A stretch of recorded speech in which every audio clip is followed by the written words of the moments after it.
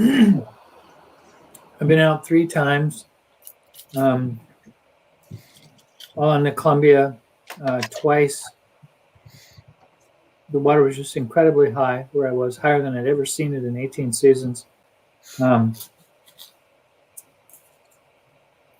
of the days I wouldn't even get in the river.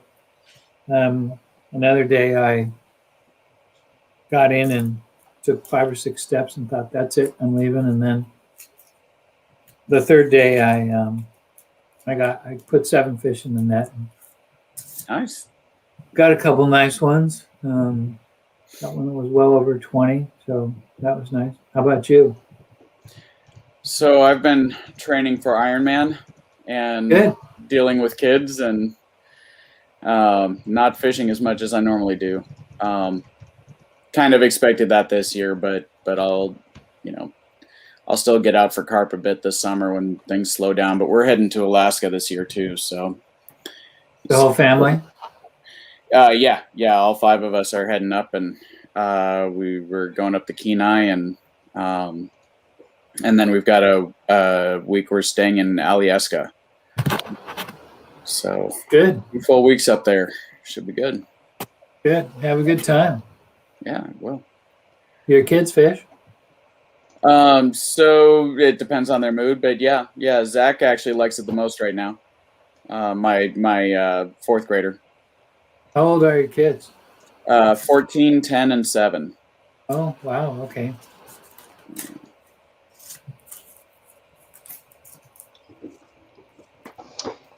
Cool. Well, thanks everyone that is joining us here. We've got probably about 3-4 minutes that we'll just sort of hang out and wait until some more people show. But yeah, if you guys have questions that you want us to cover, just put them down in the comments and we'll try to make sure we get to them. If we get a lot of comments, just post again and we'll cycle through those. So.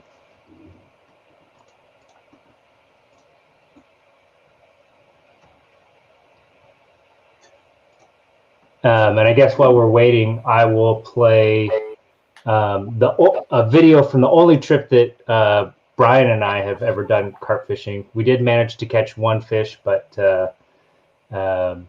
we spent a lot of the day, I think, chasing the wrong fish. So, but anyways, this is just a short little vid, and we'll just keep waiting here while people come in.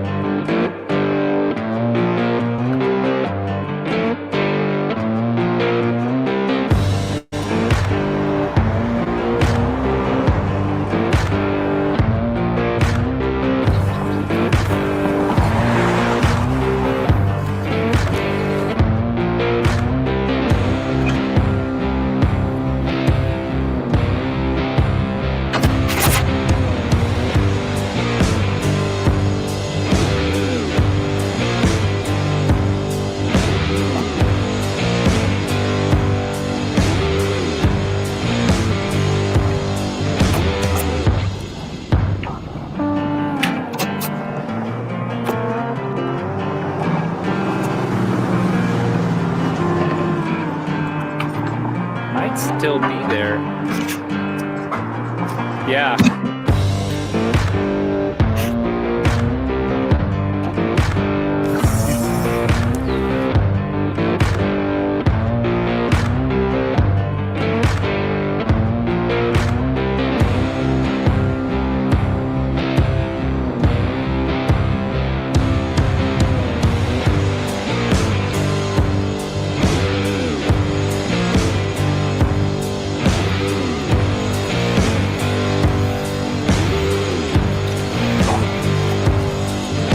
Slide his head back toward me and go.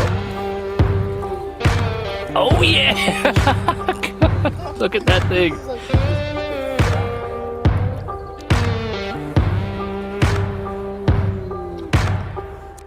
that hook right there?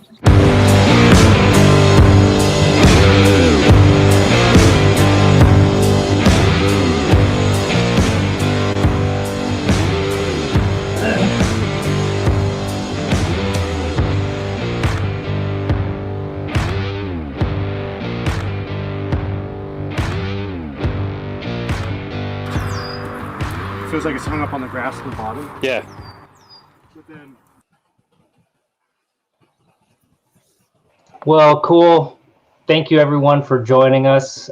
This is our second live stream, and hopefully we will get a chance to do a bunch more of these. So if you have ideas on topics you'd like to have covered, speakers, that sort of thing, shoot them my way, and we will try and see if we can organize those.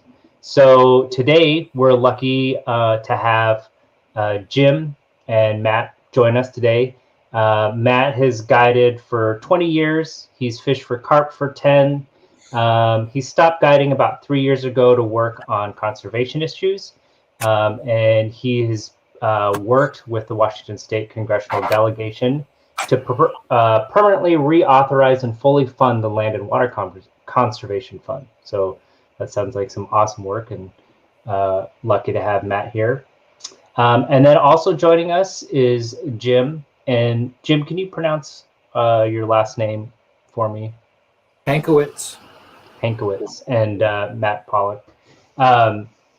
So Jim has been fishing since 1954. He's been fly fishing since 1971 and has tied flies since 72. He started his obsession with carp fishing in 2004. This will be his 18th season. He has contributed articles to the North American Carp Angler magazine. He was also the fly fishing editor for a few years. He was on the Carp Pro staff when it was active. He's caught fish in 3 foreign countries. And he has caught fish in 7 states and caught carp in 4 of those states. He thinks that carp don't compare to bonefish or tarpon, but he thinks that they are one of the world's greatest freshwater sports fish. And then he's got a blog, which is definitely worthwhile to read, and a YouTube channel, and I can post those in the comments as we get going here. So today's live stream is really about giving people a quick, maybe not quick, but a introduction to carp fishing. From my own experience, I know we went out and, you know, at first it took us a little bit to find the fish. We weren't really sure where to go. And then once we found the fish, we caught one fish like 5 minutes into fishing, and then we didn't touch another fish the rest of the session. And the little bit of stuff that Jim and I have worked on while we were testing this, I can see that we were doing a lot of the wrong things, chasing the wrong fish and that sort of stuff. So I think what I'd like to do is sort of start out with some of the, get some of the sort of basic questions out of the way, and talk a little bit about gear and flies, but then we'll save sort of the really important stuff, the techniques and strategies, for the last half, because I think that'll be the bulk of what we're going to end up talking about. So Matt, do you want to give us sort of a rundown on sort of a suggested setup that anglers should be taking out with them to go carp fishing in Eastern Washington? Yeah, totally. Well, I'll start with if you get a carp on your first trip out, you did quite well, especially unguided. You know, I've taken people out their first carp trip, and you know, sometimes the fish just aren't in the mood. Sometimes they spook from 100 yards away when you turn on the trolling motor. And I don't have a flats boat, and flats boats actually aren't really even good for carp fishing in Eastern Washington, in my experience. So I use a trolling motor, or I get out and I walk it down the flat, and my boat's, you know, fairly big when I use it, but there, you don't have to have a boat. You know, a stand-up paddleboard works. We've done that. But you know, carp are pretty common out here in Eastern Washington. The water gets nice and warm, which is good for them. As far as you know, the bare essentials that you need are, I prefer a 7-weight rod usually. 7 or 8 weight rod is perfect. You can go a weight lighter if you absolutely have to. Like if you've got a 6 weight in certain situations, that'll be fine. We typically use, Rio used to put out a carp line that I thought was really good, because it was a short weight forward that wasn't anything like, no crazy taper on it, but it was heavy enough to cast the fly at 20 feet, which is important for carp fishing. And it wasn't a really bright color or anything like that.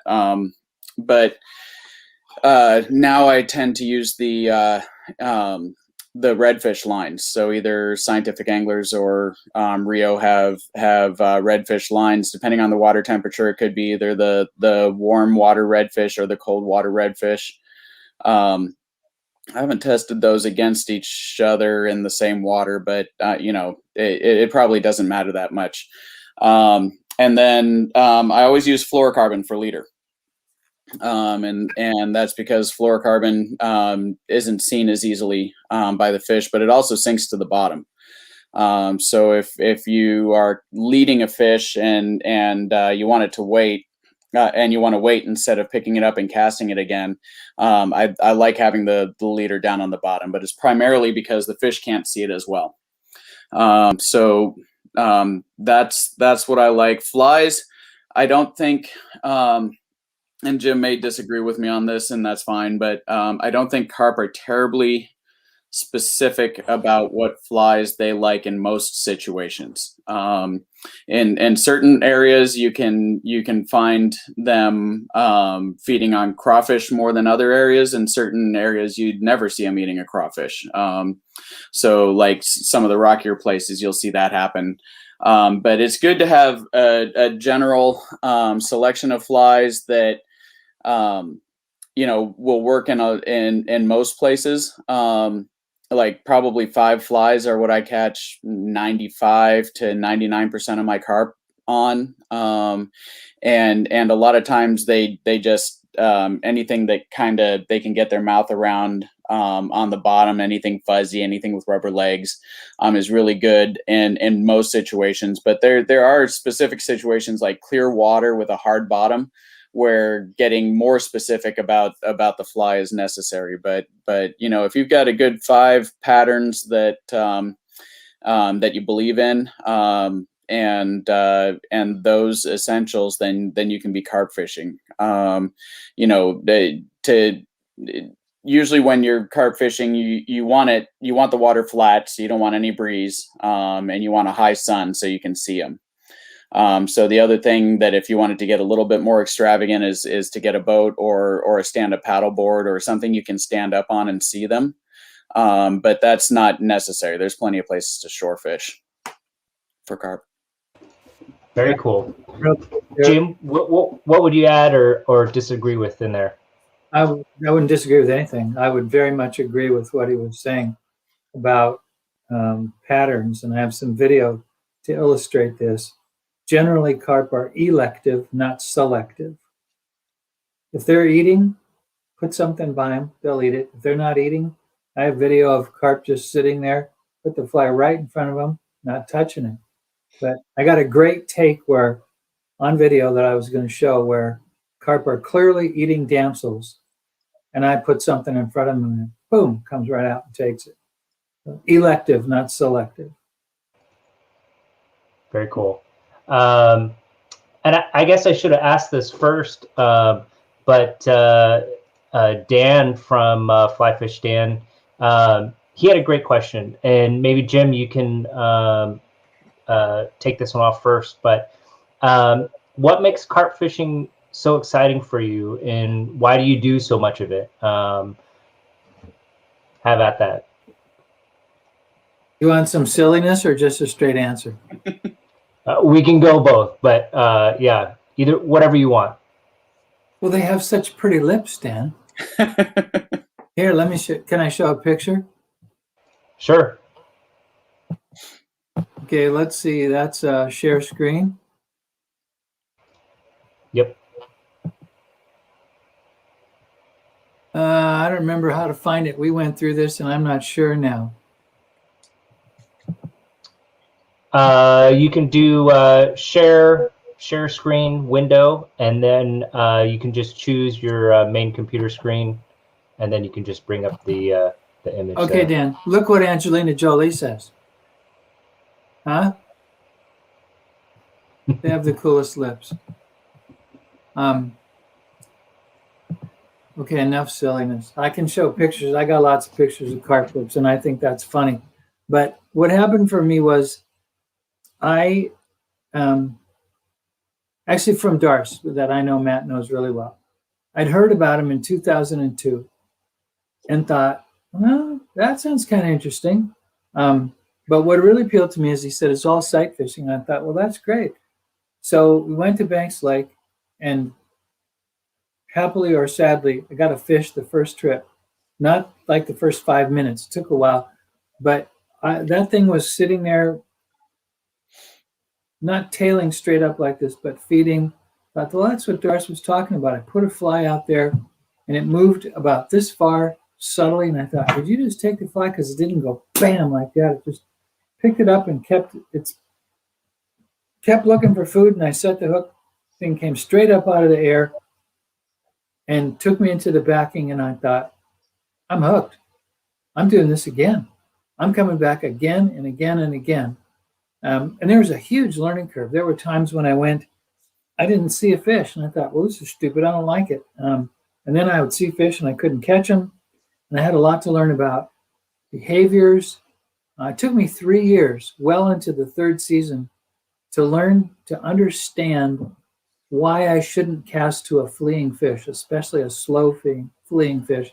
And I got video of that to show. It took me till the third year to be able to spot some of them, because sometimes the conditions are, perfectly clear. I can see a fish, a pitching wedge away, and other times I can barely see them when they're in front of me. The water's cloudy, it's windy. But I was so taken with the sight fishing. The fish are smart. They're big. A small carp is generally bigger than a big trout. They're big. They're smart. They're wary. They're strong. It's sight fishing. Almost always I have the water to myself. I like all those things. But I especially like seeing them take the fly and often not being sure that they did. So it's great. Yeah. Cool. How about you, Matt? Well, so I'll echo what Jim said, but there's more to it too.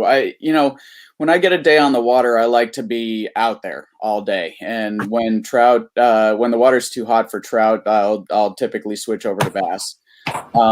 And bass fishing, at least top water, the way that all of us would love to catch bass the most, is not as good during the middle of the day, especially when there's no clouds and no wind, like is perfect for carp. And one thing that carp allowed me to do was fish to these giant fish that are challenging to catch, but plentiful, and do that during the parts of the day when other fish is just not as good. They respond really well to the warm water, and it seems like the hotter the water gets, the more active they get. So that's part of it. But when Jim's talking about sight fishing too, it's everything about it is visual. When a carp eats your fly, you're not going to feel it, except in extremely, like I felt it once. A carp taking my fly, and that was just an accident that happened on the White River in Arkansas when I was fishing for trout. So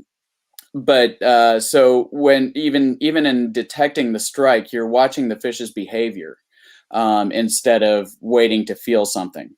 And that's a really cool thing. You're watching the fish's behavior from the time you see it until the time you think he's eating your fly. And then you set the hook and he's either there or a lot of times he's not there, and you're on to the next fish, or if you're lucky you didn't spook him. I'll ask Dan's. I'll answer Dan's other question about strip set or trout set when setting the hook. So both. You can trout set on them. I think strip set's better, but I don't always strip set. Sometimes I trout set that rod like crazy. But usually more so the closer the fish is to me. So if it's really close and I saw him eat the fly, snap reaction, you just trout set it. And that might even be better when you're in really close. So you can get them, you can get a fish to eat within 10 feet of you sometimes, especially if they're nose down in the mud and they can't see you sneaking up on them. That happens. But there's a lot of variety with this fish too, where, there's different behaviors that they do. Sometimes they'll be sunning up in the middle of the water column, even over deep water, and you can cast a fly out and you'll watch them just kind of tilt down and just slowly sink at about the same rate as your fly. And it's just a guessing game on when he's got your fly, usually, because the fly's out of sight. The fish, as soon as the fish is out of sight, usually we set the hook, and sometimes they're there. Actually, the second carp tournament that I went to, I got 3 of my fish that way, where I was just casting out and let the fly sink, and the fish would tilt down, follow it down, and as soon as I couldn't see its tail, I set the hook, and I got 3 that way. So that certainly happens sometimes. But the whole thing's visual. That's really appealing to me. And probably anybody who likes bone fishing or tarpon fishing or things like that or red fishing would really appreciate that. It's more like hunting than traditional fishing. Yeah. Much more like hunting. When I'm Very cool. walking in the river and stalking fish, I'm an older guy, and so I can't last as long on my feet as I used to be able to, but I'm in heaven when I'm stalking fish. It's cool. I'm engaged. I'm on. It's good. It's a singular experience. That's great. So what do you want to talk about next? Do you want to talk about, we've talked a little bit about gear, rods, reels, lines. What makes sense to talk about next? Where people would look for them, or tactics that we'd use to fish for them? I think tactics to fish for them is probably the most important part of this. If I go first, Jim, we good? I had a progression of videos that I talked to Mark about that will take like probably 12 or 13 minutes that show wrong behaviors to cast to, okay behaviors, and the right fish behaviors, the right targets, and then video examples of the techniques. So go ahead and go, and then I'll do my stuff with my slides and video. How's that? Yeah, sounds good. So the basic thing to remember when fishing for them is you want your fly to be in a dinner plate size area of their head. Like that's where they're going to be able to eat it. So when you're thinking about getting a fly in front of them, what's it going to take for that fly to sink into the zone and get in that area in front of their face? And that's probably just a good segue to go into the video, because you want it to get in that area in front of the fish. Are you saying to me, go ahead? Yeah. Oh, okay. It took me a while to learn that it isn't. I'm really agreeing with something Matt said before. I only carry 6 flies, and there's sometimes I'm only carrying 4. I've tied a lot of flies, fished for lots of different fish, and I experimented with so many different flies with carp and watched them basically fart on an awful lot of things: my salmon flies, trout flies, et cetera. And I realized that in general, the fly is probably third most important. Choosing the right target is most important, and then presentation next, and then the right fly. I did go and fish several days years ago to the Blackfoot Reservoir in Idaho, which was beautiful, very, very beautiful. And we went and connected with some guys there who did it a little differently than we did, and we were using size 8 3769 Tiemco hooks, and they were using, our flies were this big with the tail, and their flies were like this, like 2.5 inches long. And they weren't casting, they knew there were fish there because they could see bubbles. And I don't see that behavior very much I see it once in a while where I just see bubbles and I know there's a fish there. That's all they saw. And those fish took very, very big flies. In that case, our flies weren't working, but Montana, Oregon, and Washington, I've almost exclusively fished Washington and Oregon. I'm down to a few flies, and it's choosing the targets. That's most important. So, Matt and Mark, if it's okay, I'm going to do my 3 kinds of targets and then my presentation. Okay, techniques for presenting the fly. How many people are watching, Mark? We got around 20 people. Good. Okay, so I need to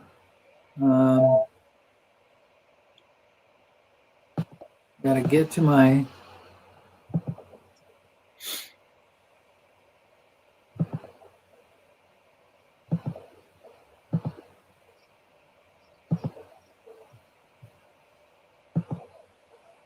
now help me remember, Mark, to let the video Buffer. yeah, it is. I'm not seeing my folder. What am I doing wrong?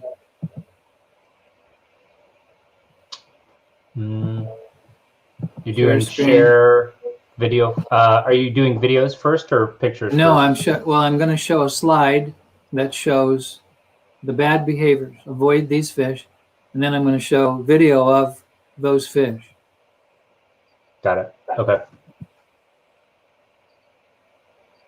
So you should be able to go to share screen, and then should be able to pick. Looks like you're not working. Something. Sorry. Share screen. Window. I'm not seeing my folder. Do you have instead of sharing a specific folder, try just sharing your whole screen, and then whatever you have will show up. And then maybe while you're working on that, maybe Matt, you can talk a little bit more about sort of techniques and identifying fish here. Oh, here we go. I can see. We had this cascading problem the last time, remember? Right. So then go ahead and minimize your once that comes up, go ahead and minimize your Chrome browser, and then we'll have that.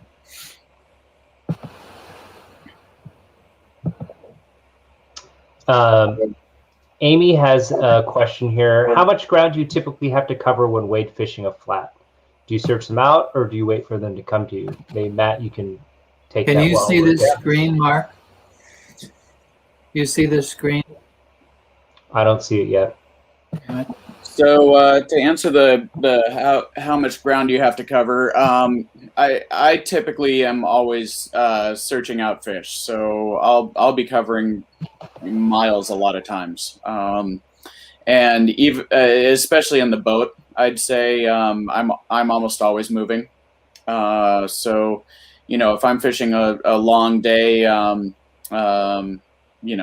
8 hours, 9 hours or so, I'll be covering many miles, but on a flat, you're kind of limited to how much space you have and what the bottom material is made of. So a lot of flats are very soft and not great for wading. So in a situation like that, you're probably wading out in the tules and the brush alongside the lake or in some cases rivers, and not really waiting the flat. So you'd wait for them to come to you there in that sort of a situation. But if you're on a hard bottom, typically I'm walking as much as the flat will allow.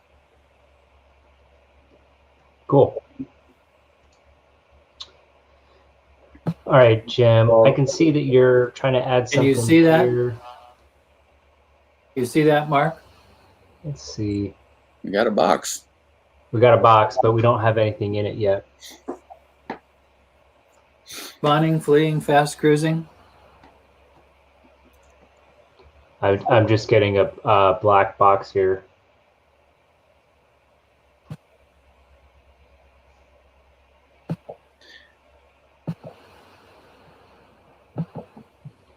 Let's try this, Jim. Let's do. Why don't you just talk about the sort of the groups that you are that you would illustrate here, and then let's also at the same time let's upload that first video so we have time for that to buffer while you're talking about that. Okay, you don't see this slide. I'll close it out. And I think I need to go back and share video now. And I guess while Jim's doing that, I see another question about hooks. Where was that? A hook strong enough to handle the power of the first run, or will your typical fly shop woolly buggers still work? So yes and no. If I'm in a spot where I know there's 25 pounders, I'll use a hook capable of doing that. Sometimes we use a big webby woolly worm, so not a woolly bugger, but basically a woolly worm with big webby hackle for the hackle on it. And typically that's like a big trout streamer hook, so like a size 4, size 2 standard bronze trout hook. But for the most part, I'll either use Gamakatsu curved nymph. They're actually called Carp hooks, and they've got like an olive finish on them, and they're super sharp and they're durable, and I like those a lot. Or occasionally I'll use saltwater hooks, depending on there's John Luke's Carp Candy is a fly that I fish a lot, and that's tied on a saltwater hook. And then the big curve ones, but typically you're using like a size 2, size 4, and Jim can get smaller on his pattern, I think, and I'll let him talk about the hook he uses on that. Is it okay to try the video now, Mark? Yeah, go ahead and play that. All right, this is video. It's I don't know, 2 minutes long, and it shows, I think, the 3 worst targets, 3 worst behaviors. You're not going to catch these fish. These are spawning fish, fleeing fish, and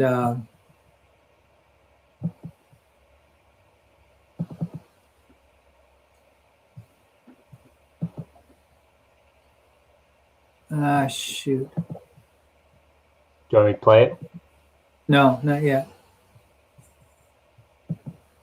Okay, spawning fish. I was trying to remember what order they're in. Spawning fish, fleeing fish, and fast cruising fish. It took me 3 years to realize that a fish can be, if it bolts and flies away, I know it's fleeing.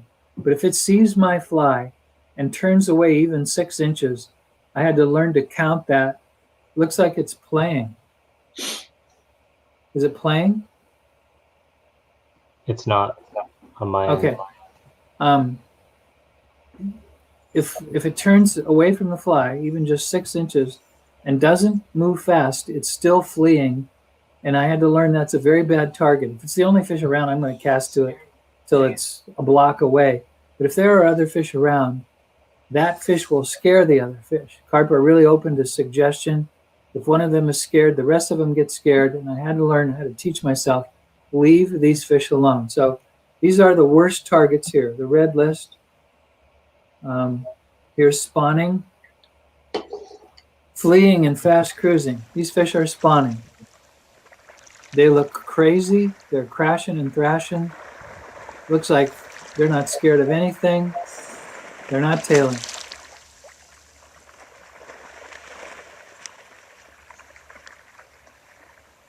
Yeah, any carp moving that fast is not an eater, and that's probably one of the toughest things for new carp fishermen to figure out, is that when you see that big commotion, that is not feeding behavior.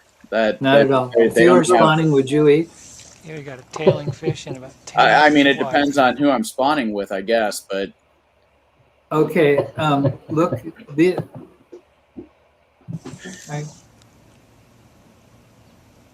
that's wind, by the way.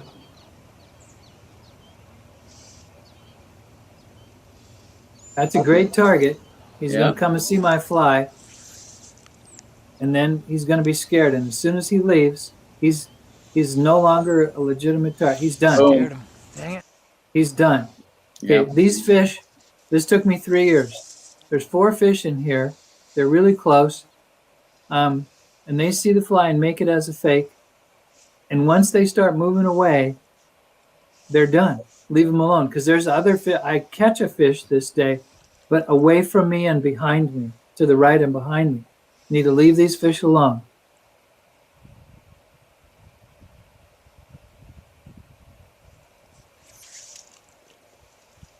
This one turns away from the fly twice. And I hadn't seen a lot of fish, but as soon as he makes the fly as a fake, Nope. he will not take it. Turned away from it. He's made it as a He's already fish. turned away once. He's very done.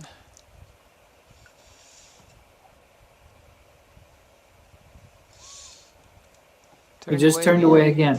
And in that turn, I see him as a fleeing fish. He won't touch it. These are fast cruisers, terrible targets. That doesn't mean I won't cast it, but they will not take the fly. I haven't scared them.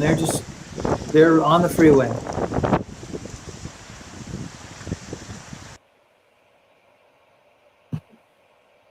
Okay. that was Let me try classic examples. Those were perfect. Thanks. My white group, let me try my list here. You know, and I These- think. Oh, go ahead. I was going to say the white group are the maybe flies. I mean, maybe fish. They might take the fly. And I chose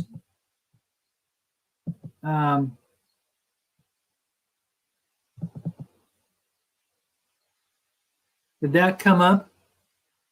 Can you see it? Oh, maybe. No, now It it's going says, up.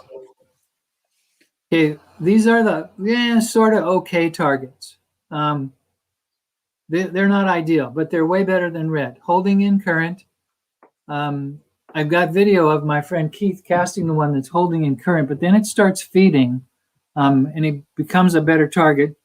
Glooping carp are carp that are feeding on the surface, but they're not.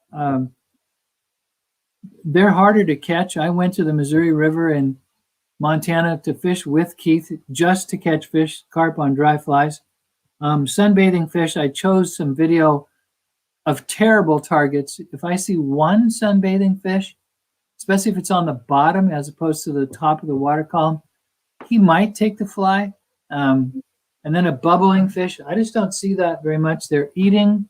I don't see them at all. They're making bubbles. So here's some maybe okay targets. If I'm not seeing anything, I'll cast to these guys. But if I'm seeing enough fish, I will walk by these fish. Can't be bothered. And I don't want them to go scare their friends. Okay, I'm pausing it, Mark. Tell me when you think it's buffered. This one's short. It's only 1 minute and 18 seconds. Did you add that? Share that as a video file? I don't see that one. Oh, let me Coming back up it here. up.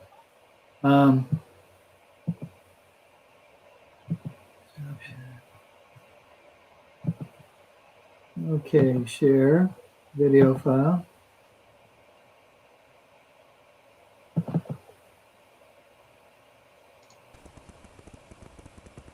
Is it buffered, Mark? Yeah, it's Looks playing. like it's playing.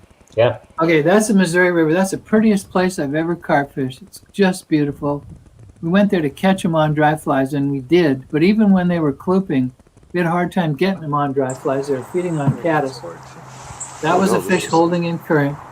There's on that white foam line, Oh yeah. there's a dozen Oh, good. carp Got some out fish there quickly. feeding on caddis. That's I We assume did this is a get some, but they microphone. were harder to catch on dry flies.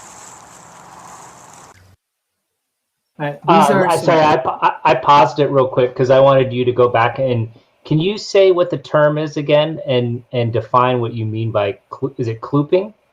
yes, Clooping. And when there's two behaviors that get called clooping, and the best way I've come to say to somebody, they say, well, what is that? They make a sound. The carp make a noise when they're really assertively feeding on the surface. And what I say to people is, say the word clooping and don't exhale air, inhale it, and keep your tongue on the top of your mouth. Like that. They make that sound, a sucking sound. And so they do. And those fish were making that noise. You can't hear it in the video, but they were. They make that noise when they're eating, but there are times I've seen on Banks Lake, and sometimes I've seen 20 or 30 of them doing it at the same time. Wow. Especially when it's really hot out. They'll come up to the top and just put their mouths up into the air like, hey, are you looking at me? What are you doing? And they're making that sound. Some of the time they're eating, and some of the time I've yet to have somebody explain to me definitively, what are they doing when I don't for sure see them eating? They're just making noise, but they do make that noise. And sometimes when they're feeding on the surface, they're barely visible, like a trout. And other times they slurp it. So these coming up now are, I would call them terrible targets. This is a whole bunch of sunbathers.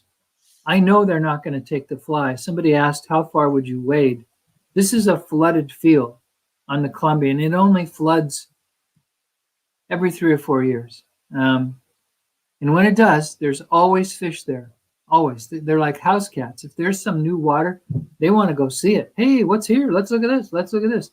This field will fill up with carp when there's water there. And this was a particularly high year, like hundreds of yards. But it's full of carp, but these won't take the fly. They're just, oh, leave us alone. We're resting. We're enjoying the sun. But just down from them, one at a time, choosing the right targets, I get a tailing fish. I've caught sunbathing fish, but generally it has to be one fish or two that I'm casting to, not a whole pot of them. They can't be, these guys cannot be bothered. It's okay to play it, Mark? Yeah, go ahead. Sunbathers. We're enjoying the nice warm weather.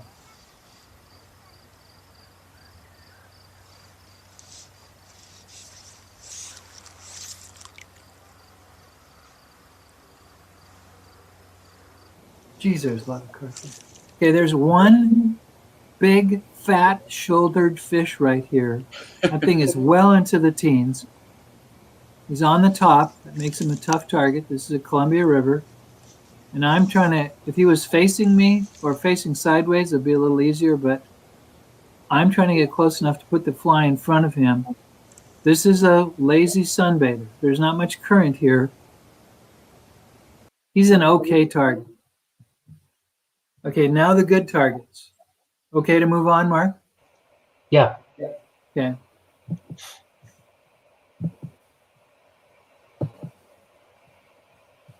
And so just to go back to those sunbathers for a second, you put those, you normally, if you have a group of those, you put those into the red group of terrible targets. But if you can find like a 1 or a 2 group, they might be more inclined. Yeah. Yeah. And if I'm seeing fish in the green group, I don't even want to bother with the white group. I don't bother at all with the red group. If I've walked, and I have, as short a time ago as about 8 or 9 days ago, I walked for 3 hours. I'm an old guy. That's a long time for me to walk in the river. And I never saw a damn fish, not even one. So I didn't make any casts. I didn't have to rinse my net or anything like that.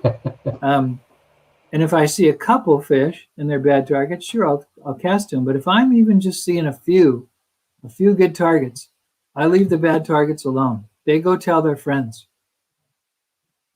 Yeah. Okay, sorry, Mark. Oh, close the Chrome browser. Can you see this list? Green list? There we go. Yep. Bam. Okay. These are the money fish. And slow cruisers are doing that. They're slow. They're way better targets if they're low in the water column. A shopping prowling fish, that's it. And I have video of that to show you here. That's a fish that's cruising slowly and stopping to pick something up. And then maybe tailing a little bit and maybe picking up one thing and then going and looking for something else to eat. And what I've described it as is teenagers getting home from school looking for something to eat in the pantry. Well, yeah, I'm eating, or what's in the refrigerator? And they will eat. Okay, green examples.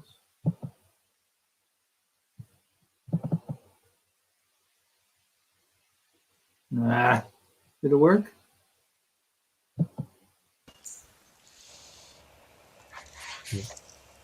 I think this is the new one. Can you see him, or is it buffering? It's okay? Yeah, it's good. All right, so these are slow cruising fish, shopping fish, stopping. Oh, there's 3 of them here.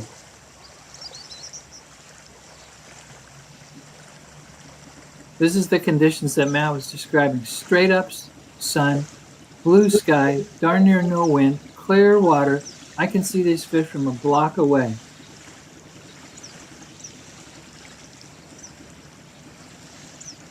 Stop and eat something.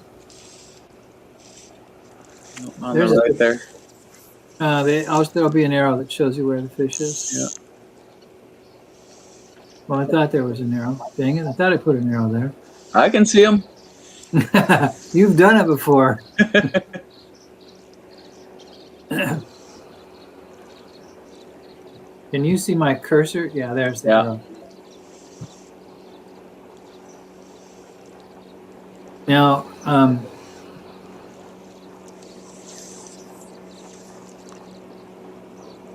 a tailing fish is eating. It is absolutely eating. And in some ways, they're easier to catch than a shopping or a cruising fish. And in some ways, they're harder, especially depending on the direction they're facing and where you are and how far away you are. Matt was talking about lines. Really heavily overweighted lines, I think, are a disadvantage in carp fishing because an awful lot of it, I think we're agreeing, Matt, an awful lot of the time you're close to the fish. It's a delicate balance to get it heavy enough to load the rod at close range and not so heavy that you slap the water. From 100 yards away, I can see. Okay, a tail I want to say whipping something up about there. this one. I'm in my Zodiac, and I'm one of the few people I started in 2004 carp fishing, and I love fishing from my Zodiac. If I'm in the Zodiac, it's my favorite thing to do. If I'm waiting, it's my favorite thing to do for carp. And I'm in the Zodiac and I'm standing, and so I can see this carp. You'll hear me talking and say, I can see this carp 100 yards away. His tail is sticking out of the water. That's not real tough to spot. And I make a mistake here. I don't watch what's happening between me and the fish I'm pursuing. And not that I've done that a jillion times, but I've done it a lot of times. It's a great example of making a mistake. And I can show pictures of big fish, but it's important to show pictures of mistakes too. It also shows what my friend Keith calls a violently tailing fish. This fish has one thing on its mind, eating. And if I had been paying attention and stopped the motor, like 30 or 40 feet back, I'd have had a really good chance of catching this fish. So it comes into view on the video before I even see the darn thing.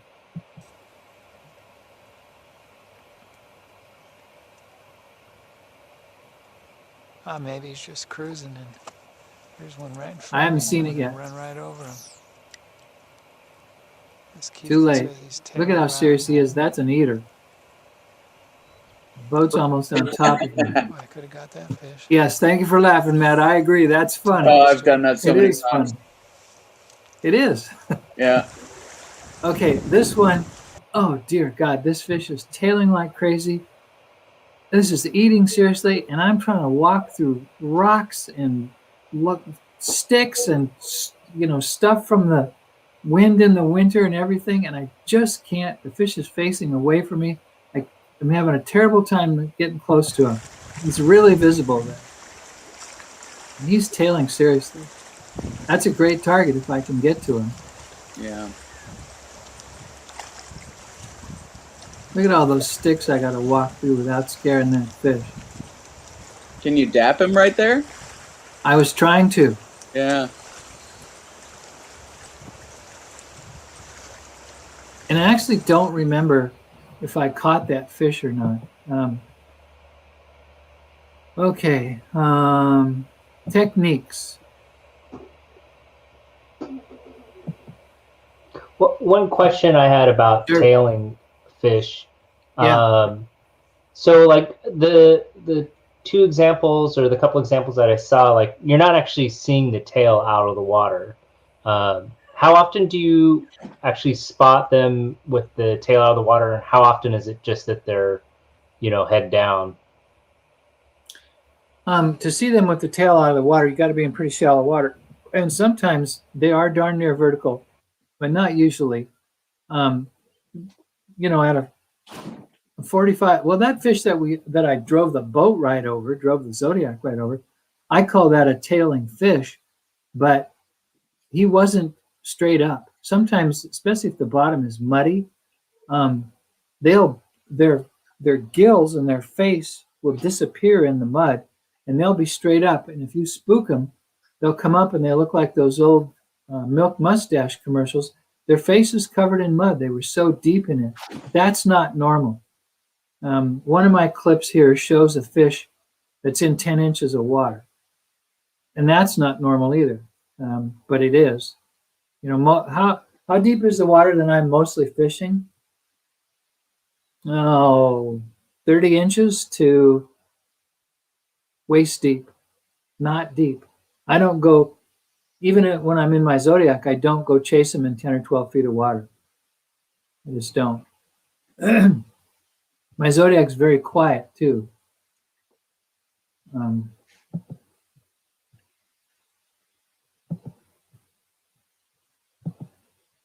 Yeah, and there's times when you'll see fish that may be eating that are in deeper water, but typically those are few and far between. So you're not giving yourself the best odds at catching more than a couple fish a day if you're just focusing on those deep water fish. Those deep water fish, I'm totally agreeing. Those deep water fish are tough. Can you see this slide, Mark, Matt? Yep. Okay.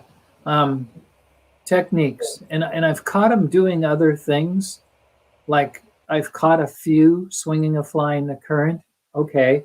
I know a guy in Idaho who only indicator fishes for them. Only. That's all he's ever done. And he catches fish.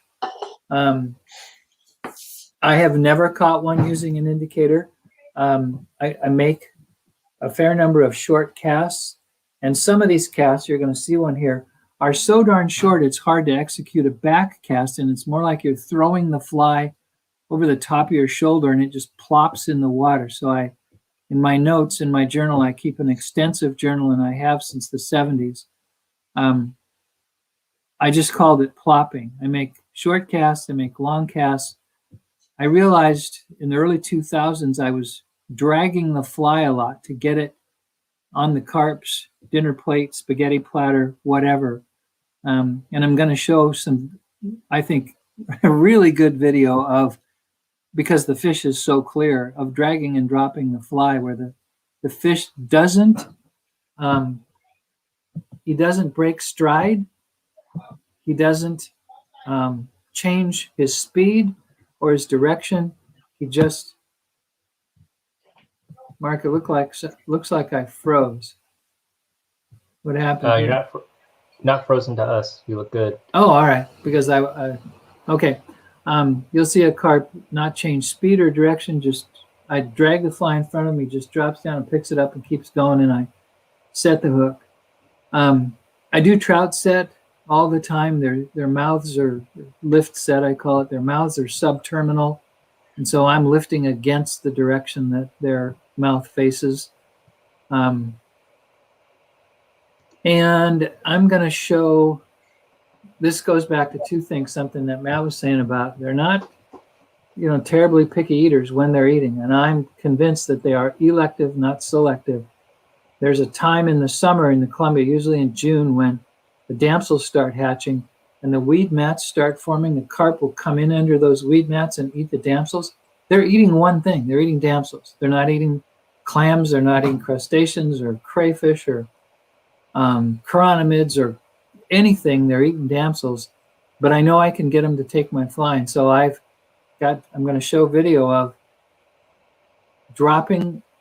I'll stop the video and show you where the fish is. And I'm going to drop, I call it a chocolate cherry. It's a fuzzy woolly bugger with rubber tails. I'm going to drop the fly in front of where he is, and he jumps out and takes that thing like, hey, I'm hungry. This is a buffet. What are you serving? So here is techniques. Well, I thought it was there. Can you make it come up, Mark? It's not coming up.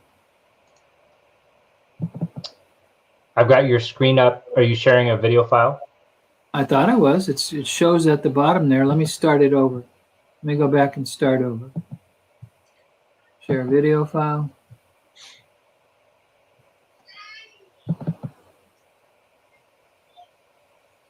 Oh, I'm getting a prompt I hadn't seen before. I need to remove one of the videos. It won't let me share it. Can you remove one, Mark, please? Yeah, let's try. It says you can only share 3 videos at once. To share a new one, remove one. Oh, here, I got it. Remove from studio. I did it. Okay, good. While we're waiting, I see another question there about any carp waters in Southwest Washington. Vancouver Lake is great.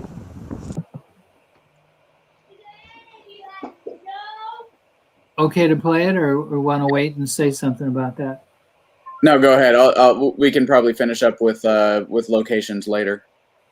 Okay, this is that same flooded field. It's a different year, but it's the same, or maybe it's the same year. I don't remember.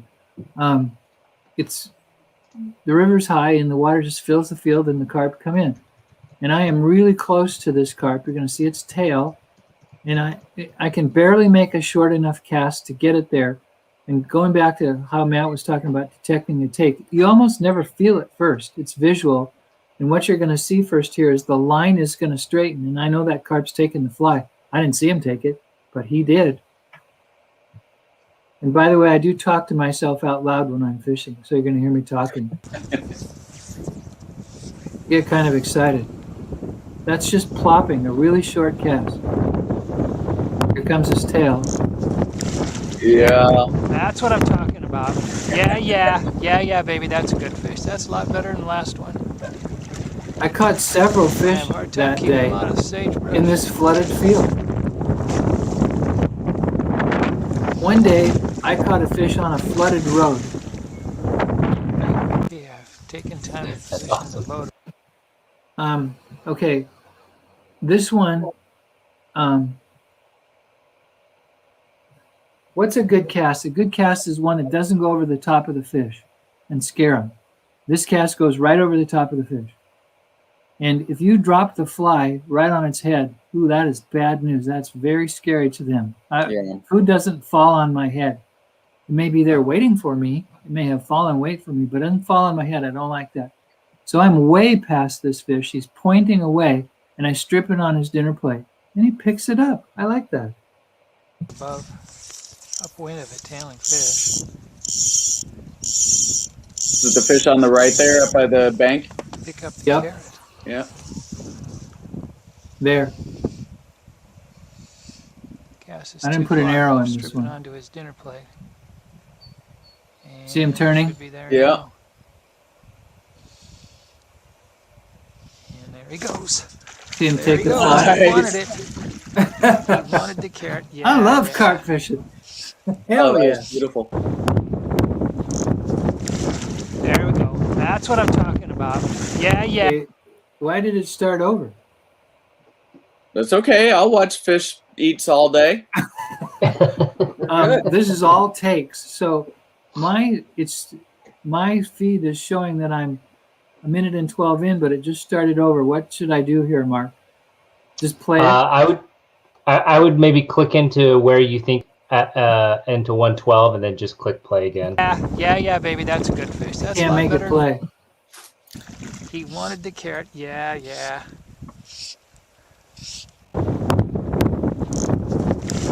Start it over again. That's what I'm talking about. Yeah, baby. That's a good fish. That's a lot better than the last one. I'm gonna have a hard time keeping him out of the sagebrush.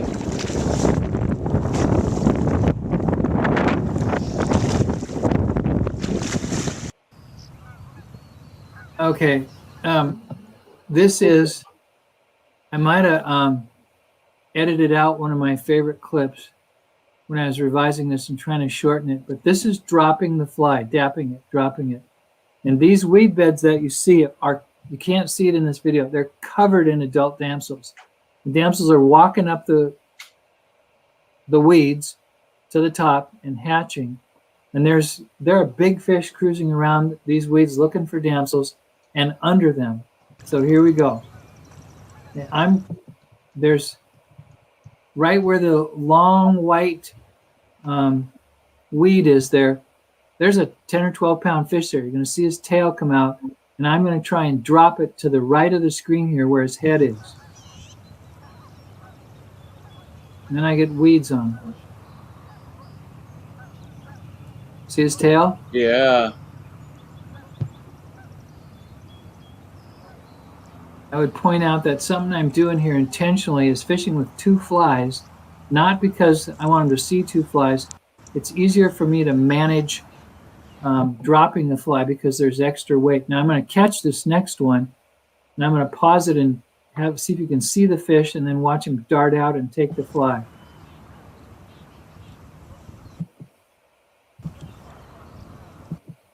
Can you see the fish and the dragonfly? Yep. Right of the screen. That's a dragonfly flying in front of the camera. They're all over everywhere. They're on me. They're on the weeds. They're on the rod. There's a fish there. He's eating dragonflies. Is he selective? I don't think so. I'm going to put the chocolate cherry on the other side of that weed bed, and he's going to dart out and eat it. Drop that fly in there. Here he comes.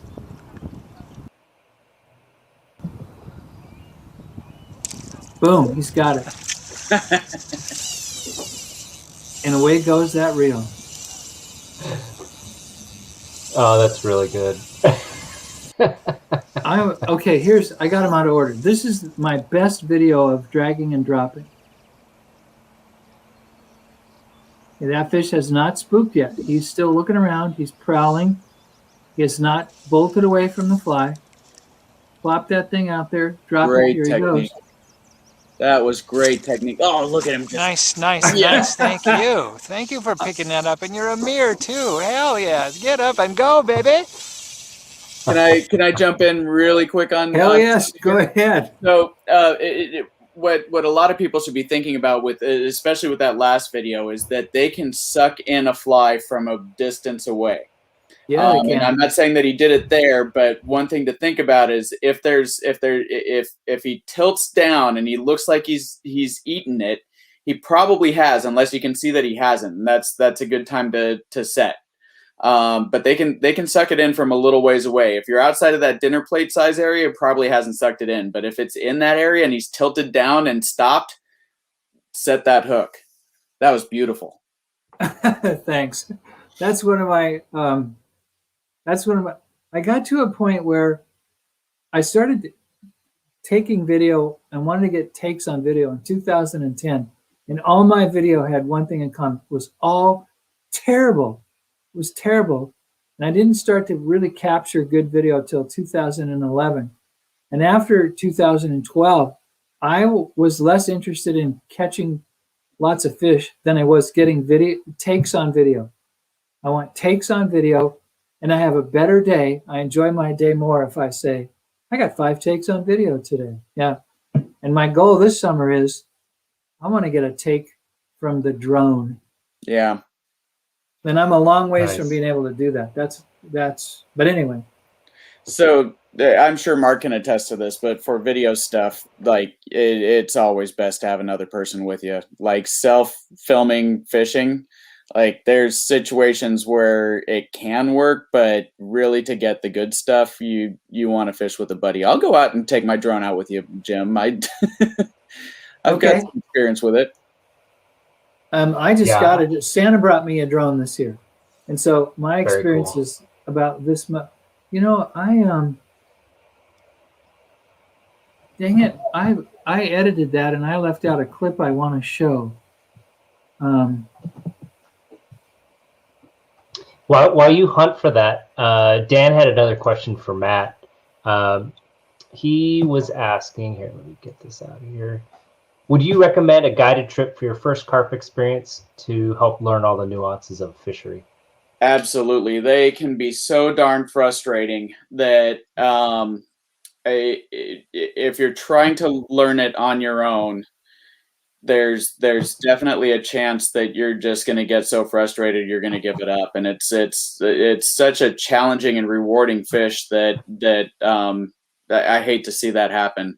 I was lucky enough. My first trip was with Dars over at the Desert Fly Angler in Ephrata, and I believe he still does take people out on guided carp trips. I don't guide anymore, but and I don't know how many people are doing guided carp trips, but if there's anybody that I would recommend who really knows carp, it would definitely be Dars over at Desert Fly Angler. He's been doing it longer than anybody that I know of. So that is 100% highly recommended. If you're trying to learn on your own, I mean, the best thing that I can say is, if like when you get a fish to eat, think about everything you did and try and duplicate that. What we're giving you the basics here, and if you follow these the things that Jim and I are saying, you're going to have a good shot at fish. But it's definitely frustrating. It's a challenge. You shouldn't think of it as, oh, this is a carp, it's no big deal. If I go out, I'm going to catch 100 a day, because nobody's catching 100 a day.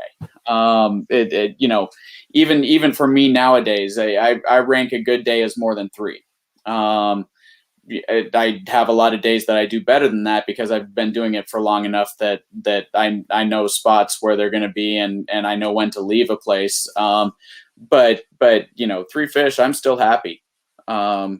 It's tough with less than that, but 3 fish is still good, because they've got the largest brain to weight ratio of any freshwater fish. So you got to kind of take that into consideration, is they're not stupid. A lot of guys with bait tend to think of carp as less desirable because they really like to smell their food. So, and they'll eat anything. We said that the flies, you don't have to be selective with those flies, but when they're doing it off of feel and sight, it's a lot more challenging than if you had a dough ball just sitting up off the bottom, because they'll eat anything that smells kind of stinky. Can I share another video here? Sure, Jay. This is okay. I can cast really well, and I make a really good cast about once every 3 years. And this, I don't remember if this is 3 years ago or 6 years ago or 9 years ago, but if you look at the sunspots on the weeds, the first sunspot, there's a shopping fish moving across the weeds. He's moving slowly, dips down, eats something, picks up, moves along. And I am going to put the fly, I got lucky, I admit. I'm going to put the fly almost on the weeds and just wait for that fish to come along and pick it up. This is a pretty damn good long cast for an old guy. Yeah. Takes a while to get there. I'm going to pick it up again and cast. Well, I thought I was. Maybe nope. Dang it. Did I already make the cast? Yeah, here we go.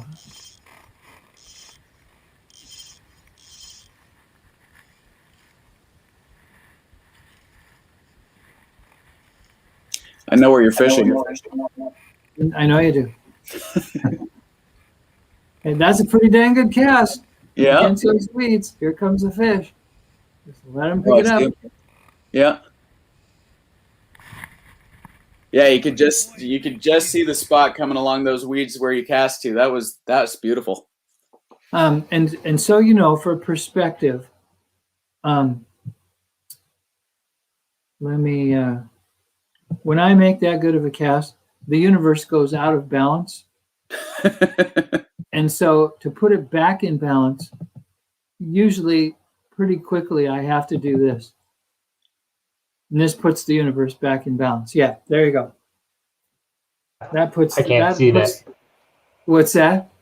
I can't see what you. Yeah. Oh, all right, I got to go back and do the other kind of sharing. Share screen. This is putting the universe back in balance. Hey, 1 second before you switch it. I want to kind of mention something. So when the water's kind of ripply like it is in this photo, that's not a whole lot of wind out there. But especially on this kind of brown mud flat that he's on, that can be enough to hamper your vision, just enough to make it harder to see a lot of fish until you're really up close to them. So you'll notice where Jim saw the fish and where he hooked the fish is kind of in a windbreak that's along the reeds there. Yep. And that's a good area to work when there's enough ripple or if it's windy at all and you don't have the sight being out in open water. That's when you move to the edges and you fish those fish more exclusively because you'll be able to see them and you'll be able to get better shots even if you're spooking fish that are out in the open water. Exactly. Yep. Interesting. Okay, let me try.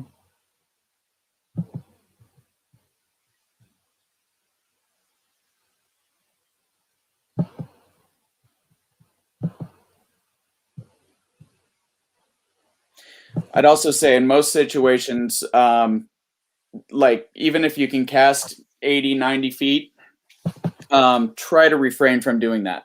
Try to catch the fish that are close to you first. I don't know what it is about particularly men fly fishermen, but a lot of times we're not feeling adequate enough until we've put all of the fly line out there. But your odds go down the farther away from you the fish is. So just try to keep that in mind. It's wonderful when it does work out when you're laying out long casts like that. But I'd start kind of in the 25-foot range away from you to try and hook your fish so you can see the behavior of the fish. You can see if it's acting like it's eating something. They'll do a little tail flick when they've eat off the bottom. You'll see it, like when you're looking for it, you'll see it. Like there's this kind of tail flick that, especially in the place that Jim's fishing here, that I know where it's at they'll a lot of times they just do this little tail flick up on after they've eaten something, and that's when you always set. If your fly's close to it and you see that, you're setting the hook. So make sure that you're close enough to see the fish's behavior so you can get used to that before trying to get out really far away from you. Can you see this photo? Now I can. Yeah, that's restoring order in the universe. Tangle. Yeah. After I've made a good cast. This was my first. Go ahead. I'll stop showing stuff. No. So Adam had a question about dry dropper rigs. He's heard of them being used to better read when a carp has taken a dropper.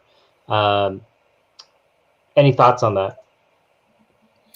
Well, like I said, I know a guy in Idaho who only indicator fishes, and he does both. He uses a traditional styrofoam indicator with a plug, and sometimes he uses a dry fly. I do a fair amount of indicator fishing for trout, but really none for carp. So I don't have a good answer to say by experience. I don't experience situations where I feel this is helpful for carp. For trout, definitely. Maybe Matt's At least not out here in Eastern Washington. I don't think I've ever seen a situation where that would have been appropriate. or helpful. Yeah. Somebody asked a bit ago about Southwest Washington. I didn't post it. I mean, I have a bunch of photos I was going to show different places, but I didn't pull up any of my Vancouver Lake photos. But I've definitely fished Vancouver Lake, especially in the spring. A lot of carp in there. A lot. Just about everywhere in the United States is going to have carp around. I think the fishing for them is easier on the east side because I think the water temperature warms up hot enough for them to be really, really active. But there's places like I know people catch them in Green Lake in Seattle. I know it's happened. And I know there's some areas in Western Washington, but from my experience, like they're typically happier like feeding fish on the east side. Cool. If people were to be pulling out their maps or Google Maps and that sort of thing, what should they be looking for? What should they be thinking about if they're going to go try and find a piece of water that they don't know if have carp or not? Shallow water and a place to park. Yeah, the mud bottoms are going to look not as much like a lake necessarily, but you know, anything around Moses Lake area that looks shallow is probably going to have carp. So that's a good place to start. Potholes has some fantastic carp fishing on it. In the dunes, I usually start fishing that in August because the water level drops enough so that the sand dunes actually turn into like little pancake flats. If anybody's been bone fishing, it's a little flat that has deep water all the way around it, and you can get in there. And very few people fish those fish, but the problem is that you have to have a boat that has a motor that gets you there. Otherwise, you're paddling for hours to get up there. And you might want to consider camping in the dunes. You can actually boat in and camp up there. Which I've taken my family to camp up there, and I've taken people out, but my boat goes fast. It's 50 miles an hour, and I get up there in 15 minutes instead of paddling all day. So that's good. The seep lakes that are down below it, the ones that aren't managed as trout fisheries, a lot of those have carp in them, and that also rotates too. So most of the lakes out here that have trout in them, it goes in a cycle where they start out for about 10 years or so, they're really good. And then after that, the other fish kind of make their way in.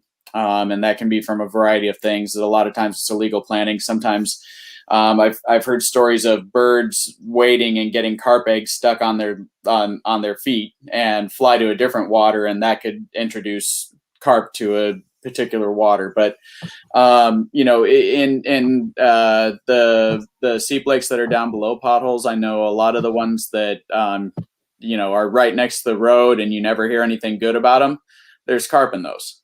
So that's smaller water that you can find fish in. What am I forgetting here? Banks Lake. Banks Lake has probably the most well-known carp fishing out here. And there's flats that are well known, like the Highway Flat is one where you actually probably one of the most heavily carp fished flats that there is, because everybody knows it and you can drive up to it. So that's fairly easy. But even around Steamboat Rock State Park, you can go fishing for carp there, and they're all over the place. And there's even some nice sand bottom there where you can spot fish. And at times I've found that those fish actually spook less because they're used to swimmers. They're used to people making a whole big commotion, and it seems like it's kind of dulled their senses a little bit. So going to popular locations like that can sometimes be beneficial for your fishing. So that's something to think about. But generally, I'd say look in the shallow areas and keep moving if you're not seeing fish. Cool. And on the Columbia, is it pretty up and down the Columbia pretty much? Is it, yeah. Yeah, there's lots of places. Roosevelt has giant carp in it. You know, I don't know all the flats up there because most of the time, like, I don't need to drive that far to get my carp, but there's really big ones up there too. So that's good. But up and down the Columbia, there's different places that may be good. There's a lot of water on the Columbia that's not as good too, because a lot of times it drops off too deep, or you know, there's a variety of things. But if you see shallow water on the Columbia that you know, it can have a small rocky bottom, like you don't want giant boulders. Like that's really tough to fish, even if they are there. But the smaller, like pebble kind of stuff, or the clam flats, where it's freshwater clams and it's kind of crunchy when you step on it, those can be good. Or sand and mud is always something to look for. But there's just a ton of water. I mean, I hesitate to mention carp flats by name out here, except for that one on Banks Lake and Steamboat Rock on Banks Lake. I think those are fairly safe. But you know, if there's carp in an area, they're all going to search out the same sort of structure, which is shallow and either muddy or it can be a hard bottom, as long as it's not just giant boulders. Cool. Just to sort of revisit for anyone that's joined late, I know Chase was asking if we had talked about rod weights and lines. Maybe Jim, can you just do a quick summary of sort of what we talked about? I agree with Matt on that, definitely. I largely fish with a 7-weight. I've never fished with anything but a floating line. I've used some different brands of floating lines, and I use fluorocarbon leader. It's counterintuitive. We didn't talk about leader length. I know sometimes if I read a post from someone in a blog or in a fishing forum, that it's, you know, they'll say, I was carp fishing before it was cool. I've been carp fishing 3 years. That's good, 3 years. And you need to use a really long leader. I use a 14-foot leader, and I think you don't get it. You don't use a 14-foot leader. My friend Keith, that was fishing the Missouri River there, he fishes a 6-foot leader. And I generally fish an 8-foot leader, shorter than the rod, because you need to control short casts, 25 to 40 feet, 20 to 45. That's most fish. That long cast I made up against the reeds, that's not most fish. That's not most of the fish I've caught in 18 years. Partly because you can't see them when they get that far away. You can't see when they take the fly. So short leaders, I only fish fluorocarbon.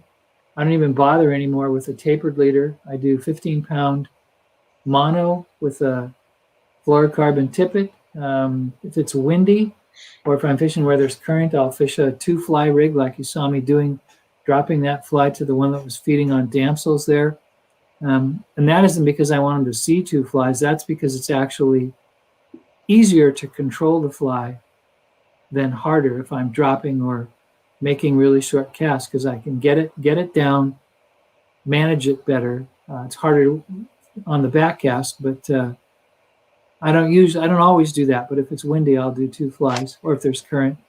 I fish the 7-weight most of the time, and the farther down the river I get, the more likely I am to bring my 8-weight, because the fish tend to get bigger as the farther down the river I go. My wife, Katie, and I have a home on the river in Desert Air. I call it the Carp Lodge. And I fished above it, a good ways up the river, but I fished all the way to Sauvie Island, 10 miles outside of Portland. That took me a lot of years to cover that water. And to me, the river is the river. I fish both sides, Oregon, Washington. I always have an Oregon fishing license. It doesn't matter to me. I don't think, it's just the river. And where am I going to go today? If I'm still water, if I fish Banks Lake, I might use a 6-weight, but nah, I still use a 7-weight. Banks Lake is an easy place to start. There's lots of long, wadeable flats. It's a good place to cut your teeth. It's easy to get to. I used to be more willing to walk through basketball-sized rocks. No. I won't do it anymore. Softballs is about as big as I'll fish in if I see fish, and even that's getting to be problematic for me to keep my balance. I'm pretty much sand, golf balls, and baseballs, and that's about it. Even if I can see fish, which I did the other day, I saw fish, but I was going to have to wade through these big rocks, and I thought, not happening. Turned around, that was it. I tested. There were 5 of us in the country about 6 or 8 years, 7 years ago, that Orbis contacted and said, will you field test, it might have been 6 of us, I can only remember 5, a new carp line for us. And everybody was experienced, and we all gave the same feedback. Not overly heavy, not, an 8-weight for a 7-weight line, dull color, more of a traditional taper. We all gave the same feedback. And I really liked the line, and they manufactured it and sold it, but eventually they said, we're not selling enough of it. I remember talking to one of their product developers, and he said, actually I talked to 2, a gal and a guy. It's the fastest growing fishery that we're experiencing. We're getting more questions about it, more interest in it, but there still aren't a fraction as many carp fishermen as there are trout fishermen. So the woman I talked to said we finally just discontinued the line. I am currently I use the real carp line. I had 3 or 4 or 5 of the prototype lines that they sent me. But now I'm back to using a Scientific Anglers. I think it's MXP, MPX. Yeah, not the shark skin. I don't like that one. Pretty basic. Yeah, shark skin for carp. Any texture line for carp just makes too much noise.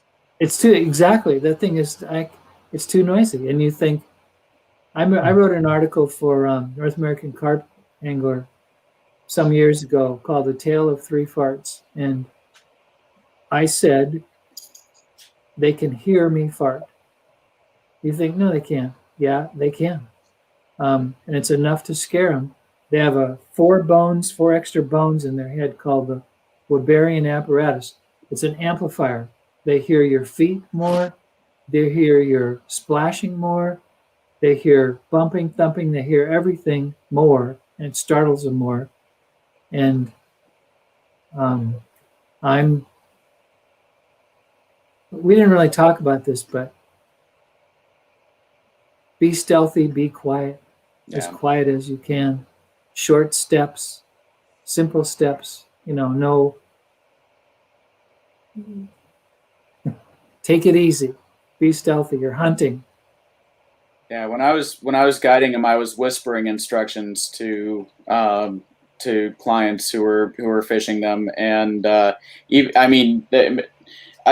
take my dog in the boat, but he is like the quietest dog that has ever lived. He just, like, if he's barking, it's an emergency. But even stomping, like if you walk a little bit heavy on the boat, I've seen fish spook from that. So yeah, 100% on that. Like even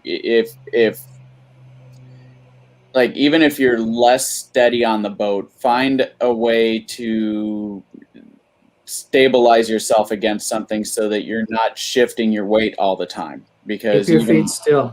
Yeah, even the ripples in the water, even if you're not making noise with that, don't give the carp any more advantages than they already have. If you're announcing your presence, you're probably keeping yourself from catching most of the fish that you could have. What about season? What's the season for carp? It's not statutory or regulatory. Yeah. It's weather and temperature related. I generally start fishing in May. I've caught them in April, never tried in March. I've caught them in September. basically the summer, late spring and the summer. So I've got a couple friends that have caught fish in February, but the colder the water is, the less the less agreeable they are. So I mean, while I have friends that have done that, I didn't go out with them because it was too stinking cold, and when they're challenging enough, when it's 90 degrees out, if you're getting one shot a day and you blow that one shot, it's kind of tough, especially if steelhead are around. Are they around still, Matt? I haven't seen one in a long time. They're there. Oh, okay. Yeah, I've got I know another guy who actually he bass fishes in a place that steelhead run through, and he's actually had some blow up some poppers. But That'd be fun. It would be. I've never had it happen. So, and I fished that place a lot, hoping it would. It just doesn't. Very cool. I think, watching Jim's videos, especially of that red group, I think for me, that was a big sort of like, aha.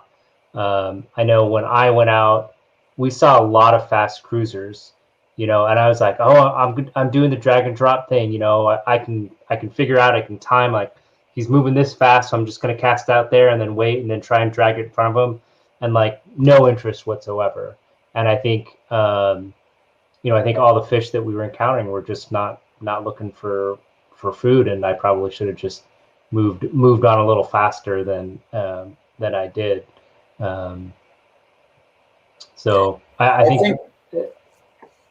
Sorry, I think you see less of that the later in the year you get away from the spring initial spawning phase. So starting in June, where the water temperature first hits 80 degrees, like all of the fish start spawning like crazy. That's all they think about. And while they'll spawn at any time during the summer, like that first rush of spawning, I feel like takes most of the feeders out of the equation. So,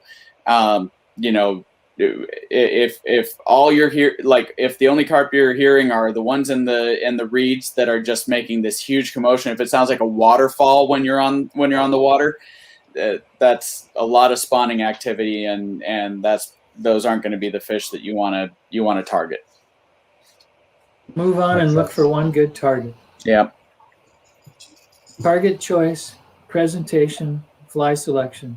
Prioritize in that order. Yeah. Yeah, didn't mean to interrupt you there, Mark. But I just had to... No. That's good stuff. What else? Anything else that we should end with? Any parting pieces of information or wisdom? I can't see I'm not seeing the questions. Does anyone else have a question, or are there other questions?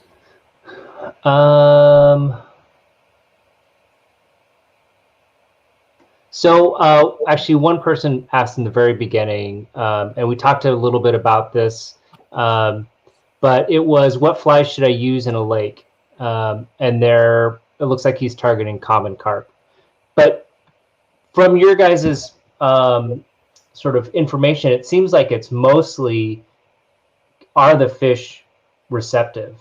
And it doesn't really seem like it matters what kind of fly that you're going to put in front of them. Yeah, I'm happy to share the common flies that I use.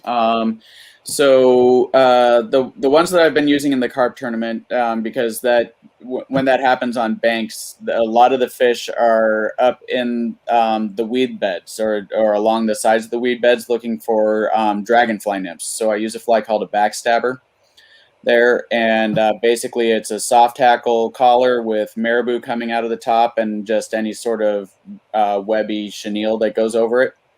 And I'll cast that into the weeds and pull it out, and it looks like a dragonfly nymph coming out. And a lot of times the carp, even if like they're not exactly looking at it, they'll turn and they'll come up and eat it, and you can watch them eat it when it's not on the bottom. So that's a wonderful fly that gets more aggressive carp takes than you usually see. Like you actually see it eat the fly, which is really fun.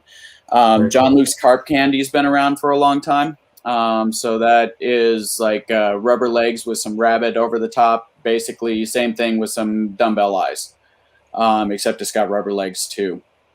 A woolly worm. So that's I usually use a black one with really webby grizzly hackle, and just like that like the really old style one where it's just a little red bit of floss coming out the back. Most of the time I don't even have that red bit of floss coming out the back. So it's just chenille with really webby hackle on it, and Jim's carp carrot are the ones that I always have with me. I got 4 quick photos here of a box of flies and 3 carp flies. I think, let's see if they come up. I think I did. Can you see that? Yep. Okay, Black Betty. I don't know if you can still see me. Can you see me? On the left, yeah. This is Dan Fraser's book, and that fly is on the cover. And he called me when he wrote the book and said, I'm putting your fly on the cover because your 2 soft hackles, every soft hackle owes its lineage to these 2 flies. Black Betty, the carp carrot. Do you carry a lot of different flies? Here's a box of just the chocolate cherry. That's it. A whole box. And there it is in the vise. And I think that's a lot what Matt was just describing, except I put a rubber tail on it. Yep. Rubber tails too. So. Do you find that I was noticing that all of these sort of have dumbbell eyes. Do you find that you weight them pretty heavy? Or do you have a mix? I have caught. Whoops. Oops, sorry. Oh, I've caught fish. I think I have a picture. I won't go look for it here. On a rubber lake hare's particularly in shallow water at Banks Lake. And all it's got is a bead on it, but I'm not fighting the wind. I'm not fighting the current. I'm in really shallow water. But I've never fished a non-weighted fly for carp. It's either lightly weighted or good and weighted. Those ones that you saw had 1/8 dumbbell eyes on them. That's a 3769 Tiemco hook. And I even have I don't know what the scale is for, but as I was comparing carp flies, perhaps excessively, I was weighing them to say, okay, what flies are other people using? How heavy are they? And I know in fractions of a gram how much all those flies weigh with different dumbbell eyes on. Yeah, okay. And I have lots of notes. So that's a 1/8 dumbbell eye that you see there. Later in the season, I'll fish a little smaller, but I also have fished heavier too. Those are my most common right there. Yeah, the only one that I don't use dumbbell eyes on is that woolly worm. That one I use the biggest lead wire I can find, and that's about 20 wraps of that. So it's probably about the same weight as what Jim had there. So that happens.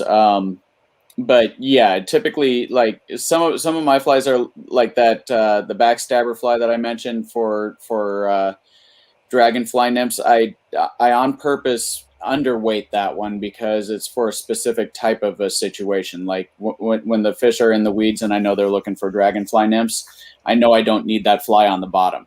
Whereas pretty much every other situation, you want it on the bottom or getting down. So this is just a unique sort of circumstance that allows me to underweight that fly. But typically, extra small barbell eyes are where I start, and get heavier from there. But typically, I don't need much heavier than the small size. Is there a reason why you went lead wraps on the woolly worm versus dumbbell eyes? So that I had something that didn't plop hard, Interesting. but still got down deep. So it has more to do with if the fish are if they're spooking when the dumbbell fly hits the water, even if I'm way out away from them, because a lot of times I'll cast so I'll cast beyond the fish, and then I'll drag it. So Jim talked about this. You drag and drop, and that's one of my favorite ways to do it, because then the fly's not hitting the water too close to the fish, and that's something that you really have to think about, because they're very sensitive to it falling right on top of them, but sometimes they're sensitive to it falling and making a plop sound if it's 20 feet away. So in that sort of a situation, if I see more than a few fish spook when the fly hits the water and it's well away from them, then I switch to that woolly worm. Interesting. Cool. I'm agreeing with what Matt said, and I would add to that especially if I'm fishing still water, I always use some weight, but I'll go to a much lighter dumbbell when I see that, and I'm only fishing one fly, not two. I'll go to a lighter dumbbell eye to get it down. They're largely bottom feeders and bottom of the water column feeders. They do eat off the top, but their mouths point down. They're efficient predators designed to look down and eat. So I'll use a lighter weight, but same thing, I'm trying to get down. Cool. So I don't know how much experience you guys, so we did, there's a couple questions about carping on the west side. I know Steven said that he was late, but that he was asking about Southwest Washington, which you guys talked about, Vancouver Lake. That should be a place to check out. Matt mentioned Green Lake. I do know that there are some massive carp in there. I don't know if you guys are familiar with John Toby. He's a fly fishing author, lives out in Duval. He mentioned that in Green Lake, one place to fish for him is there must be some sort of current in Green Lake, but he said downstream from the swimming area that the carp will tend to feed in that and all that sediment that gets picked up by the swimmers, kind of like what you were talking about, Matt. That so that would be someplace in Seattle. And I've seen carp in Lake Washington, but I have no idea. Obviously, I don't have any idea how to catch them. But any other places on the west side that you guys Lake can Taps. think of? Lake Taps. Okay. Yep, I've caught them there. Green Lake there definitely are carp there, but what's tough about Green Lake is, and I'm one of them. Rollerblader on the backcast. What's that? Hooking a rollerblader on the backcast. That's exactly what I was going to say. There's just so darn many people walking around the lake, and I'm one of them some of the time, that you will see people there fishing with bait, fishing what they call them boilies, and catching fish, but they're not worried about backcasting. It's a little bit tough. There are a couple of places where you can get to the lake and not be backcasting up or over the trail. Little better chance at it if you take a pontoon boat or float tube or kick boat or whatever out there. Lake Taps can get really busy with power boats and skiing and whatnot, but there are definitely carp there. And when I've caught them in the morning before the power boats get really ramped up. But if I was going to pick one of the three, I would pick Vancouver Lake. You'd have more water to yourself. If I was going to target them on Lake Washington, I would go towards Juanita Beach. Okay. Especially where Sammamish Slough dumps in there. I think there's a lot of, and I'm just remembering this from when I was a kid. I feel like there was a lot of shallow, muddy water up in there. But I've lived in Moses Lake for so long now that I don't know the west side as well. Right. Cool. This is a good question. Thomas is asking, what types of carp are you usually targeting, and are there different techniques for different species? We have largely mirror carp and common carp in Washington and Oregon. The Blackfoot Reservoir in Idaho has only mirror carp. There's no difference at all in targeting them. They behave the same way. I make noise, as do my carp fishing buddies. when we catch a mirror, because there's so few of them here. If we lived in the UK and they were all mirrors, or in Idaho and fish the Blackfoot Reservoir, we'd go, wow, common carp, isn't this cool? They're just distinctive looking. There are grass carp in a few places in Washington. I live in Bothell, and there are grass carp in Lone Lake on Whidbey Island that did their job too well and had to be culled. And so I helped catch some of those, and Fish and Wildlife wanted them out altogether. If you were fishing for them, you had to sign up and you had to kill them and put them out in a field for the eagles to eat. And I used, do you know, if you go buy sushi and there's fake grass on the sushi? That's a good one. Yeah, I went to this store in Linwood that sells Asian food and whatnot, and I bought fake grass. I still have some if any of you guys want me to mail you some. And I tied that to a hook. And then I also tried rabbit fur with puff paint on it, so it looked like, I call it the scum fly. It just looked like algae, muck. They're harder to catch. Yeah. They're definitely harder to catch, and for the most part, you can't fish for them anyway. Yeah. Common carp and mirror carp, what we have, and the techniques are all the same.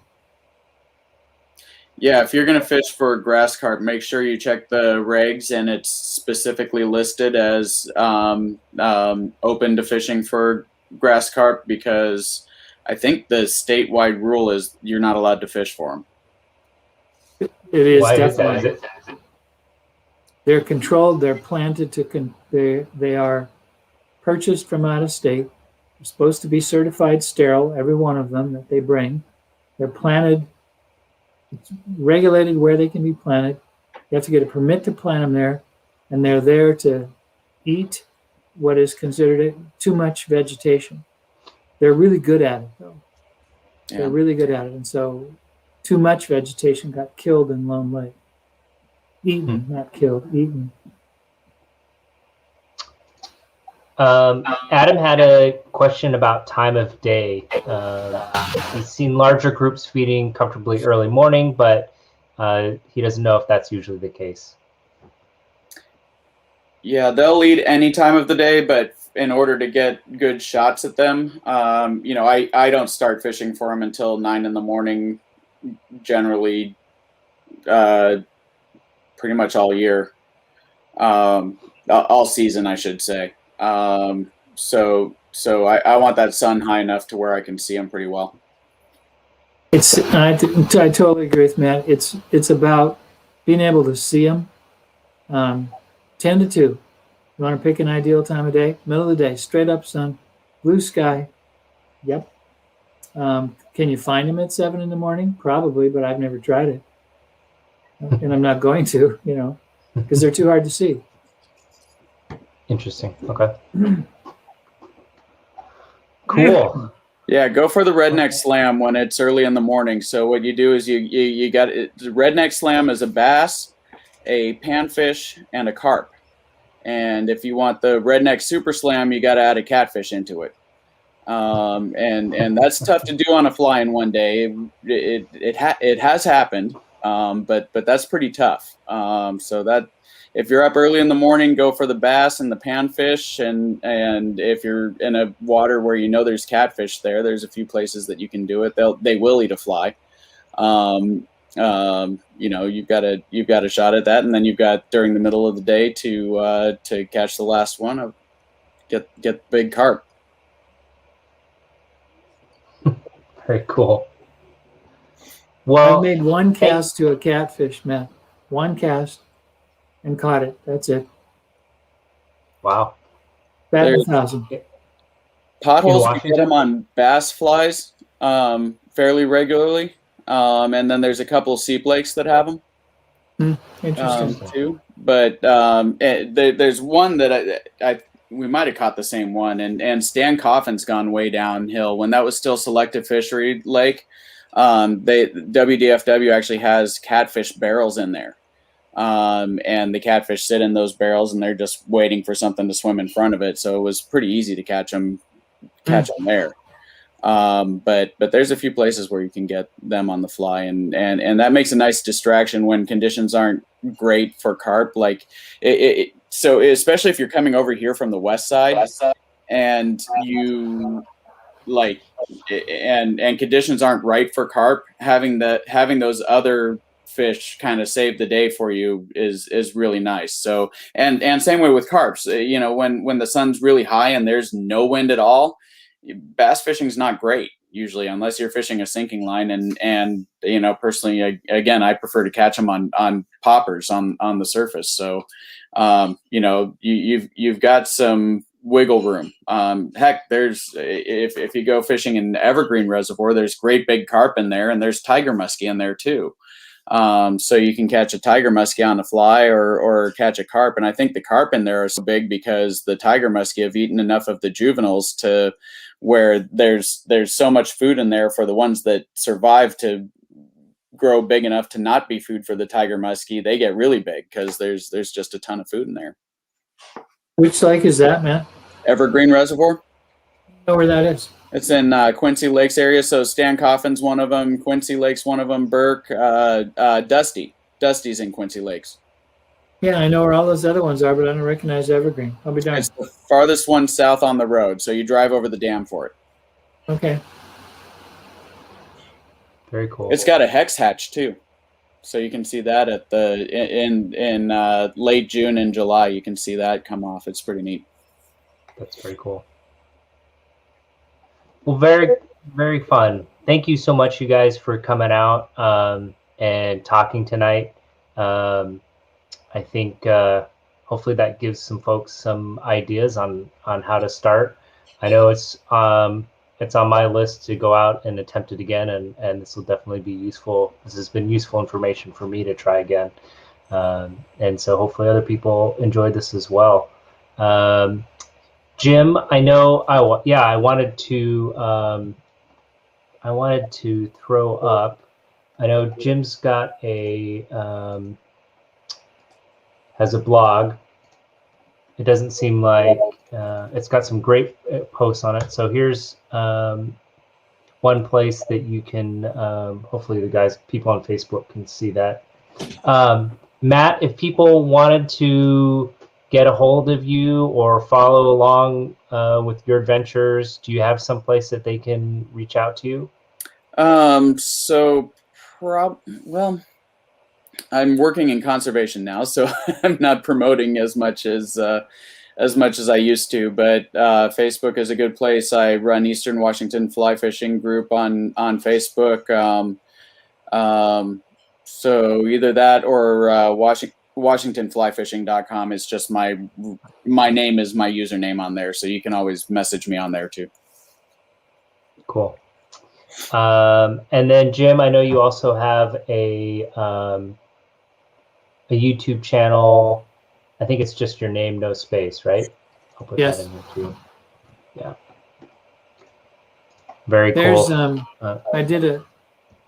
I did a series of lessons from the Carp Lodge in there on my YouTube channel.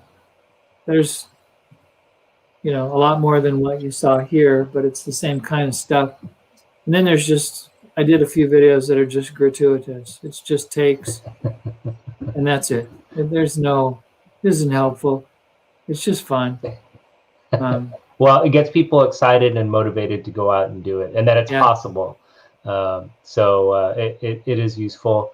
And maybe sometime I can tag along and follow you around with the camera, because that'd be pretty fun to see some of that and capture some of that on film. So, well, thank you so much, and appreciate you guys coming out. And if people have questions, I'm sure there's a couple different ways that you can find them and ask some more. So, thanks again, and thanks everyone for coming out this evening and making this happen.